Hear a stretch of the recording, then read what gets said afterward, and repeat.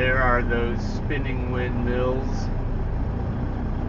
To palletize or not to palletize? Prioritize the customer or prioritize the employee?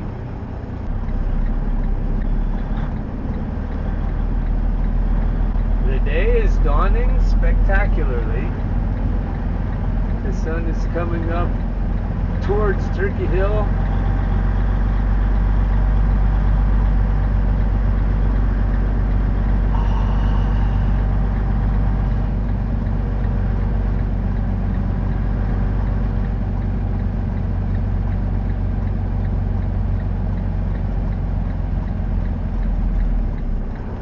The sun doesn't care if you're an employee or a master, an owner, a manager, professional managerial class, grunt, peasant, peon. Sun comes up the same on all of us.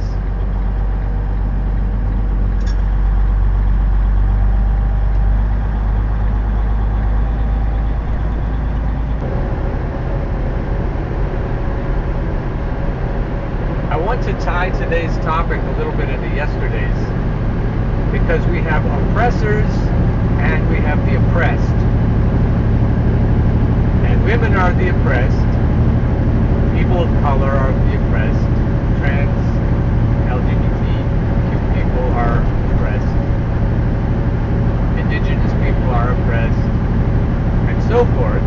I'm all about throwing off the yoke of oppression. And I'm all about throwing off the yoke of subservience. And that's what we really have. We have the rulers and we have the ruled. And so to tie that in with yesterday, I want to keep going.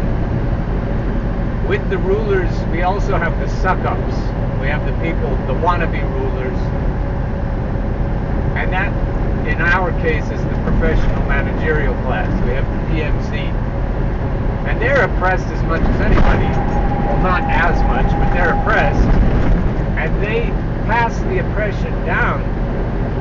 So they're both oppressors and oppressed. And for that reason, they suck more than anybody. In every civilization, we've had the people who do the work, we've had the people who manage the workers, and we have the owners who collect all of the spoils. And as we look at each other, and as we blame each other for our problems, we fail to see that kind of relationship between the oppressed and the oppressors. Also in every civilization, the oppressed have outnumbered their oppressors by a huge margin. And as certain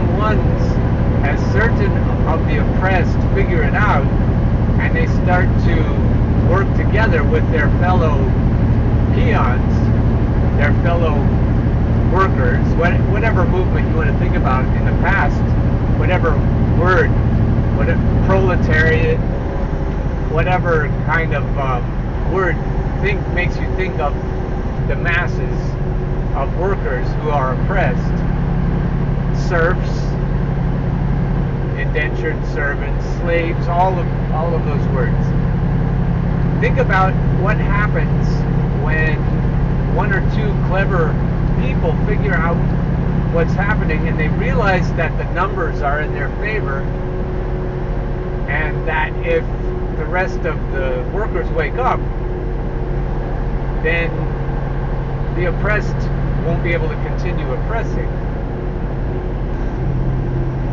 When that happens, the oppressors notice these leaders amongst those being oppressed.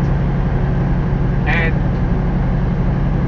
a number of things can happen. They can squash them like bugs, but that doesn't always help, because sometimes the movement has already started, and then these leaders become martyrs, and the rest rally behind their name and their spirit. Another thing they often do is make deals, make bargains. And that's what happens with our union leaders. In a union nowadays, and it's been this way for a while, the union leaders sell out the rank and file. In my union, former union, APSCUM, that is a big problem.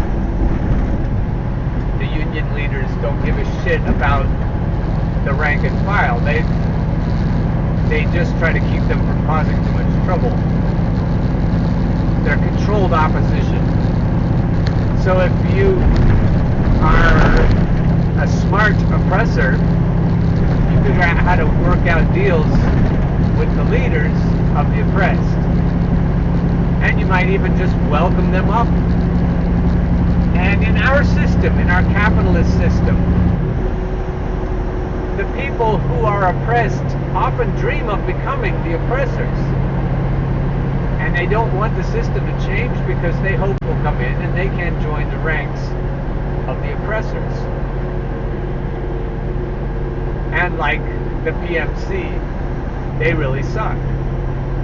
And there isn't any solidarity possible then, because as soon as they rise high enough, they're just going to turn around and harm their brothers and sisters, exploit them.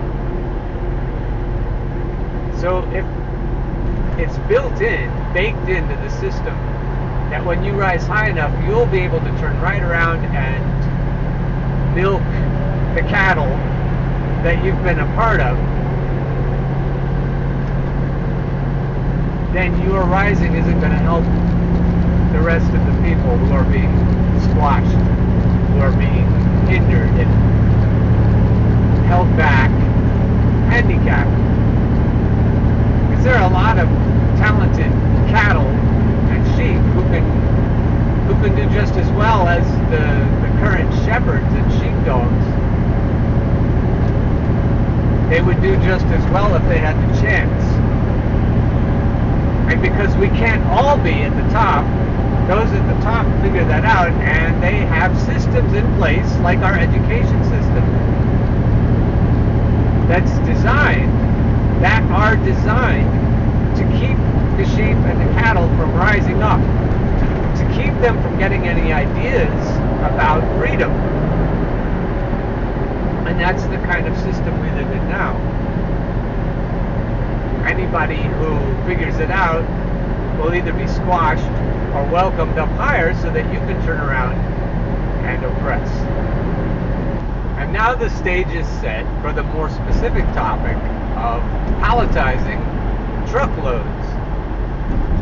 You'll have to bear with me to see how that follows. In this class struggle that I've been describing, you have the managers and the owners who are trying to figure out how to get the most work out of the people doing the work. And so you have in this struggle also customers who may just be us, regular poor people and middle class people who have to buy shit. So in this setup, you've got all the people who are demanding things from the owners even, and from the managers.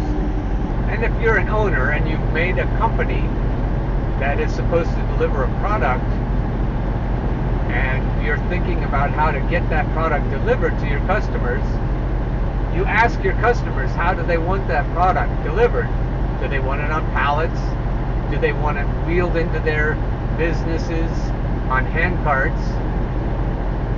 If it's the propane business where you're delivering clean bottles of propane for barbecue grills, like say to Lowe's or Home Depot or some other place where people like to buy propane, and then you have to pick up the empties with hamburger grease all over them and get them on your clothes. But I digress. The customers are the retailers, and they need you to deliver their product in a certain way. And sometimes the way they treat delivery people isn't the best, because they think like customers, like people in restaurants who treat the wait staff badly.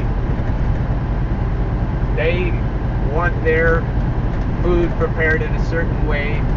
They want their service a certain way, and if they don't get it the way they want it, they can make life miserable for the people who are paid to take care of them.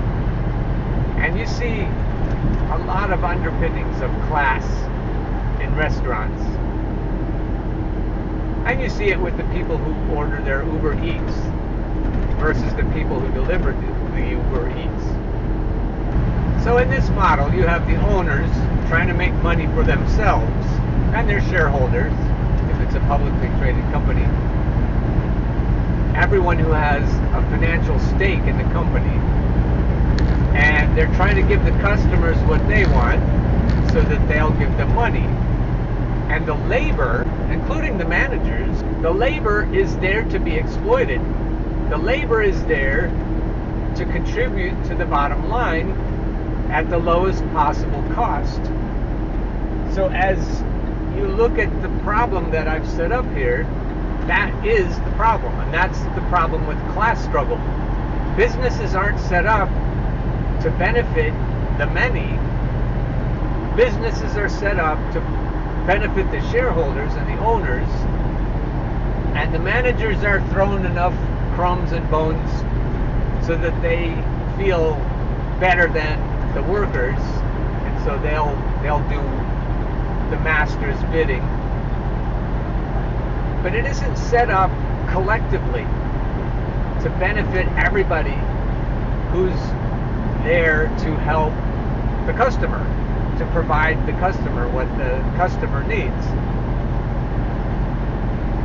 And so resentment can build up, which is what we have now in our culture. And all over the world, this resentment has been building up. You can see it with the Green Vest movement and so forth. And lots of strikes and riots and protests that are more about economic problems than we realize.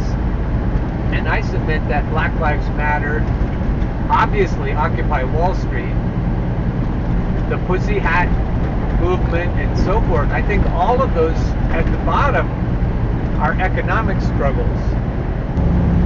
So my girlfriend is a manager, not really, she's an HR person in a company that has trucking, shipping, and they floor load their trucks mostly, and they use a ramp and they wheel the product up and down the ramp, which is hard work. And lower than that is the job I used to have of delivering propane bottles. Lower in terms of ease, and more easily carried out is when your truck has a lift gate and all of the product is on pallets, and you can take an electric pallet jack. You don't have to jerk your shoulders out of the joint. You can pull the pallets out to the lift gate and then wheel them into the customer's stores, even small stores. I remember bringing organic produce to Whole Foods stores that had doors in the back or the front that were just barely big enough to bring a pallet in. I remember a couple that weren't quite big enough, so I dropped the pallet outside the door and then wheeled the product in with a hand cart. And I was thinking sometimes with some customers, especially the customers with shitty attitudes, as they were directing you how they wanted you to bring their product in, I was thinking, why do we even have these customers that don't have doors, that don't have loading docks? That would be nice, but I understand that different sized companies in different locations can't all have loading docks, but everybody could receive their product on pallets. But the customer's always right. And the company would rather pander to the customer than to the employees, the essential workers who deliver the product. They are the low people on the totem pole in terms of being pleased.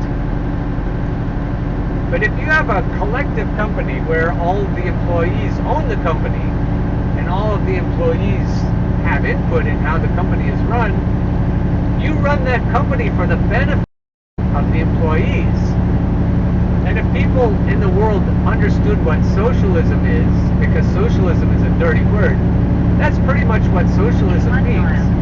It means that the company is run for the benefit and owned by the employees. The people doing the work are the ones who are supposed to benefit from that work. I always felt that way as a teacher.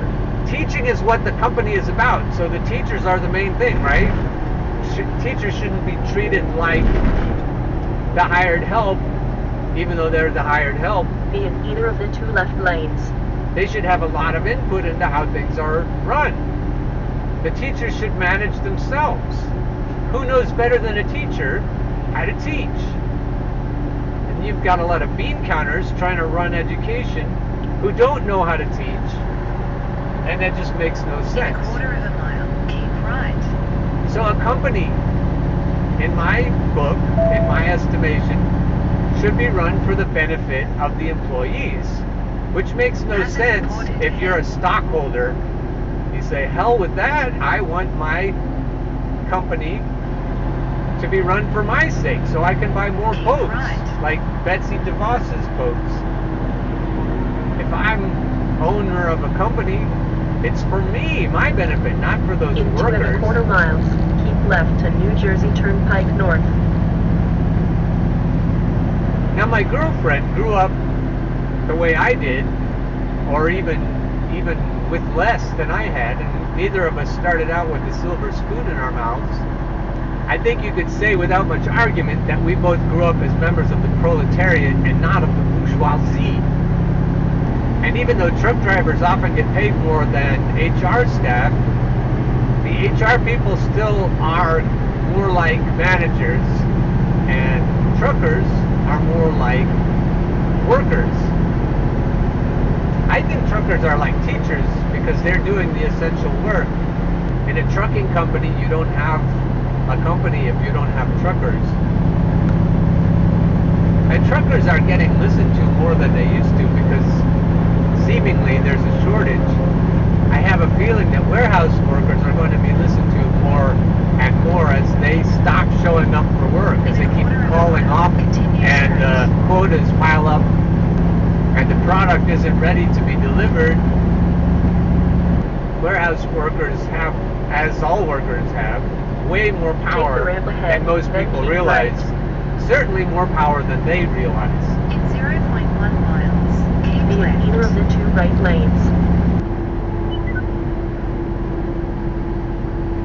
Little turd. But my girlfriend seemingly has internalized the idea that the customer should take precedence over the people delivering the product, because I was trying to explain to her that if customers don't want their product delivered on pallets, then you should just get different customers who do. And that just went down sideways with her. She couldn't comprehend that.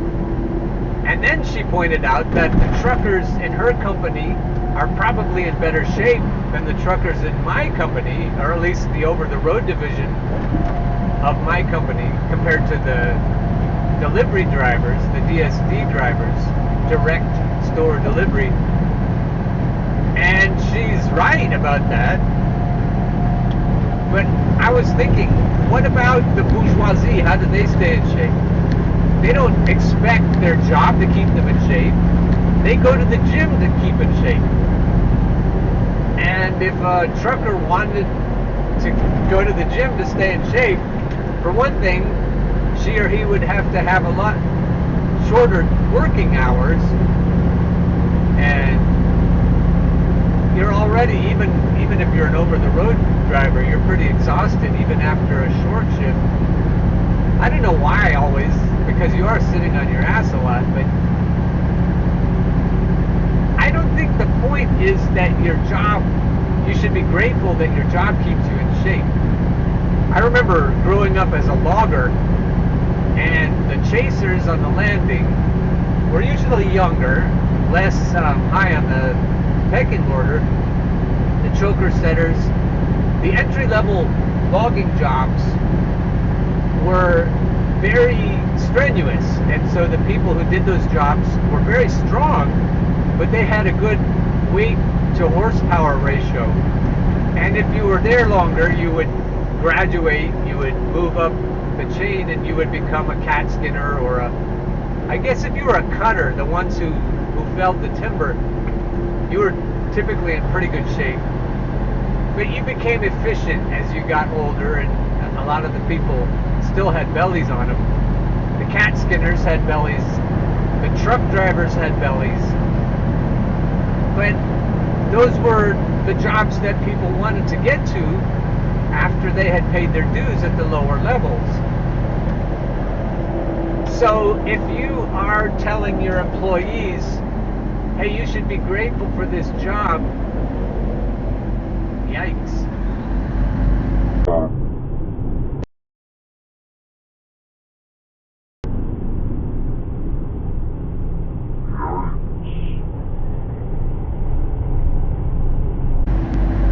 Be grateful for this job that keeps you in shape. You shouldn't complain that your job is so difficult and you have hamburger grease all over your clothes and that you sweat your ass off when it's 90 degrees and 90% humidity. And you shouldn't think about that. You should just think about how nice it is to have a job that keeps you in shape. And what I would say to my girlfriend and other people who say things like that is, okay then, let's switch jobs. Go ahead, let's see you do my job. And then you tell me how grateful you are that your job keeps you in shape. So with regard to palletizing or shippers that make you wait 7 hours, or receivers that make you wait 7 hours, like yesterday when I was in Carlstadt, New Jersey, up by New York City. I was at the receiver for 6.5 hours. And I'd say that we don't need that customer. We just don't need customers that don't value the people that are bringing them their product. There's no reason to make, and this is habitual, this isn't just circumstances, there's no reason to make people sit around for hours waiting for you to get a load off their truck. If you're that inefficient, you need to change the way you do your work, the way you do your business. And I'm sure warehouse workers would have similar things to say. The company's business model isn't set up to make life better for the people doing the work. The people doing the work are expendable cogs, and if they don't like their work, they can try to get better work. And maybe someday there'll be a manager who can explain to the workers how great it is that their jobs keep them in shape and they shouldn't complain. But of course they would swap jobs with them. As I drive north on the New Jersey Turnpike towards New York City, it strikes me how many workers there are versus how many other people there are. And if we figure this out, we could make sure that all of the systems in place, including education, Hazard reported. all of the systems of work, all of the businesses, including publicly owned businesses, including government jobs, should be set up for the benefit of the worker. Otherwise, it's a kind of slavery. It's where one life matters less than the lives that that person is serving. Ask any daycare worker how that feels. And other people, counselors, people who do essential work, not just essential physically, but mentally and emotionally. We don't set our work up for the benefit of the workers. And most of us are workers. We need to wake up and demand, not vote for, we need to wake up and demand that things change. And now you can easily see how this topic ties in with yesterday's topic. if we collectively agree that women should be treated like more than breeding vessels in order to have my children, in order to further my genetic legacy, if I'm a male, if we want women to be treated differently, we're not going to be able to vote for that, because the people who have all the power want things to be the way they are now. If the people who now have power wanted things to be different, duh, things would be different. So if we want things to be different for women and for every other oppressed group, which is the bottom 99.9% pretty much, to more and less extent, then we need to demand it. As Frederick Douglass said, power concedes nothing without demand. It never has, it never will. We're not going to vote our way into better working conditions. And in the case of teachers and truck drivers, all we have to do is not show up to work for a while, and we can have it any way we want it. We want to have our customers, if we insist that our customers have their products delivered on pallets, so we can use a liftgate and a pallet jack, that's great. We can insist. And the people who don't believe that workers should have that kind of power, they're going to out themselves right away. They're going to say, hey, that's not reasonable. Who do you think you are? Making demands and shit like that. And then the lines are drawn. We see who needs, if not removed from this earth, at least removed from power. Whether you're an owner or whether you're a sycophantic suck-up, if you're in the way, you need to get out of the way. For the times, they are a-changing. You can leave in the comments who wrote those lyrics about getting out of the new road. I really think that better times are coming. And the people who are obstructing those better times better get the hell out of the way. If the powers wanted women to have access to abortion, then they would. It isn't our fellow people, it's the people in power, the owners. The owners are patriarchal garbage. And so if we work together, we can insist that women have what they need. Now, if we collectively have dinosaur brains, if we don't understand what women need, which is to be treated like they're equal or superior, which is actually true, then what we need to do is work to make sure that we understand things better, that we are educated better. We collectively need to rise up and figure out that we have our heads up our asses. And women are aware that their fellow workers, male and female, don't all get it. So that's a big problem. But if the owners wanted us to understand things, they would make sure we had a better education system. But what we most need is better values. All of the people that are workers waiting for their shift to come in so they can rise up and oppress other people, they have a problem with their values, not with their education. But again, education should be mostly about teaching values. That makes a lot of people nervous, but that's how I've always seen education. The first job is to teach values. And then you know why you're learning everything else that you're learning. If we want our fellow workers to get a clue, we won't get a system in place that will help them do that until we take the current owners out of power. And we take the power ourselves. And collectively, and it is a catch-22, collectively we're going to have to understand the need for solid education that doesn't ignore value. Any system that replaces the current power structure going to have to deal with that. Is going to have to deal with the issue of education. It is a nuanced topic when you consider the catch-22. You can't make a better system without better leaders. You can't get better leaders without making a better system. But we have to muddle through somehow without becoming authoritarian.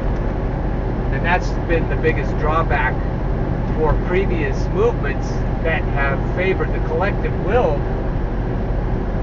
They've become authoritarian in nature. And that isn't going to work. I think we have the smarts to listen to the right people if we are allowed to hear them. And some of them are on YouTube. But they are algorithmed out of existence because the leaders don't want those voices to be heard. So it's on us to figure out who's saying the truth. And we don't know the truth because we haven't been taught by them yet. But again, the catch-22. But it's up to us to figure out who's telling us the truth and then listen to them instead of all of the corporate news that, as George Carlin points out, they force you to hear. They don't let you hear everything else. If anybody's game, sometime in the future we should talk about police and military as tools of the oppressors. That might go down sideways for a few people.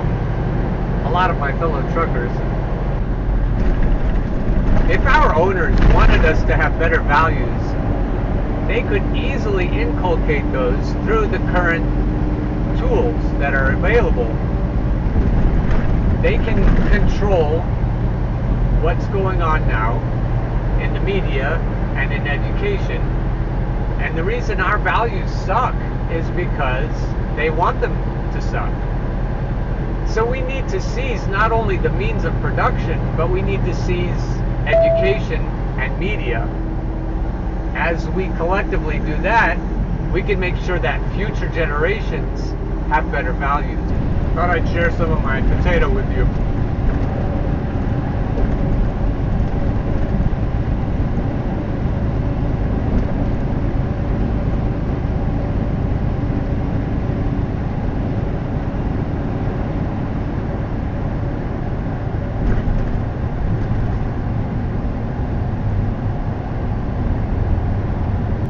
You already saw what was going on this morning because it was light when I left. But there you have it.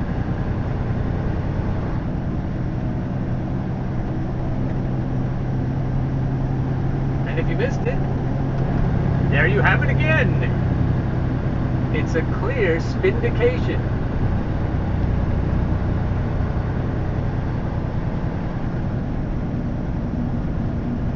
In 3/4 of a mile, arrive at home, on the right.